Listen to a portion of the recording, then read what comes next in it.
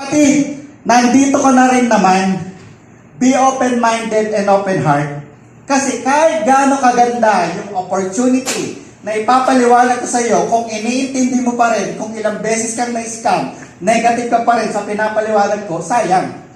Tama? Malay mo, eto na yung magandang opportunity na pinagdadasal mo. Lord, sana makabawi ako.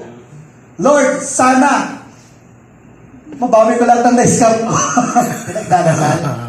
Ito na yun, kapatid. Maniwala ka sa hindi. Ito na yun. Okay? Next! So, brand advertising. Ano ba yung brand advertising? Kapatid, sa brand advertising, yung old era ng brand advertising, kapatid, ito po yung mga negosyo, nagpapa-ad sa newspaper, sa direct mailing, sa billboard. Sa billboard sa EDSA, pag nagpa-endorse ka, nagpalagay ka ng negosyo mo doon, 5 million pataas.